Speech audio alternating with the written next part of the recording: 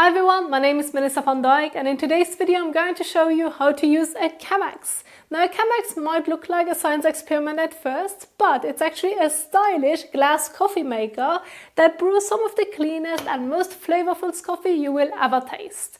What makes it so special is that it really brings out the bright and delicate notes in the coffee, whether you're using freshly ground coffee beans or a good quality pre-ground coffee. And brewing it this way is also a lot of fun. That's why I love using these glass coffee makers so much. I also find that I tolerate the coffee brewed that way much better, as it is smoother, cleaner and easier on the stomach. Now before we start brewing, let's have a look at what you need. First up, of course, is a Chemex coffee carafe. That's the heart of the setup. You will also need some natural or bleached Chemex filters to go with it. Next, a coffee grinder or pre-ground coffee if you prefer. You'll want fresh, delicious coffee beans to bring out the best flavor. You'll also need a gooseneck kettle, ideally one with a thermometer to control your water temperature perfectly. And finally, a kitchen scale and a measuring cup to keep everything precise. Now just one quick tip before we start. Using good coffee beans or good pre-ground coffee made from quality coffee beans makes all the difference in flavor. Try to look for freshly roasted beans or high-quality pre-ground coffee from local roasters or trusted specialty shops. If you can, go for single-origin beans, check for recent roast date and buy from places that really care about quality, like independent cafes, online specialty stores or even farmers markets. Alright, now that we've got everything ready, let's jump into the preparation and start brewing. For this demonstration I'm using the small Chemex, where I'll brew about 350 milliliters of coffee, enough for 2 regular cups, one for me and one for my husband. It's the same process with the larger Chemex, you just need to adjust the amount of coffee and water. First, fill your gooseneck kettle with about 450 milliliters of water, a little extra to rinse the filter. Then, heat the water to about 92 degrees Celsius. While the water is heating, measure out your coffee. I'm using about 12 grams of coffee for 350 milliliters of water, but feel free to adjust it to your taste by using a little more or a little less. If you're using whole beans, now it's time to grind them.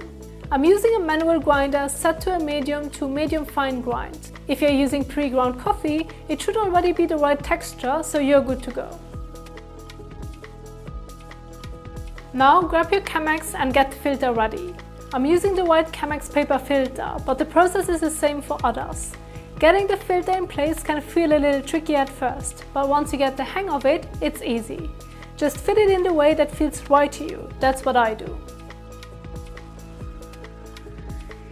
Once the filter is in, take your kettle and rinse the filter generously. This removes any papery or chemical taste and also warms up the Chemex. After rinsing, make sure to pour out the rinsed water. Don't leave it in there.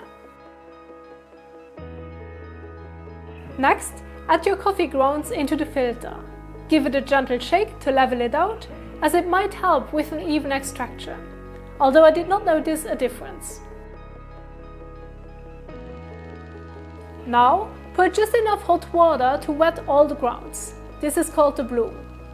Then you should wait about 30 seconds. But personally, I like to wait closer to 2 minutes because I think it brings out more flavor. But you can experiment and see what works best for you. After the bloom, slowly pour the rest of the water. I usually start in the center and work outward in slow circles to cover all the grounds. If you pour a little too fast, no problem, just wait for the water to drain down a bit and then continue. And there you have it, your freshly brewed, delicious, flavorful and super clean cup of coffee. And now, let's pour it into a cup. It even looks clean and stylish when you pour, which is part of the charm of the Chemex. It feels almost like a little ritual, and that's one of the reasons why I love these glass coffee makers so much. I hope this video was helpful and that you learned something new today. Thank you so much for watching and I will see you in the next one. I'm now off to enjoy my coffee. Cheers!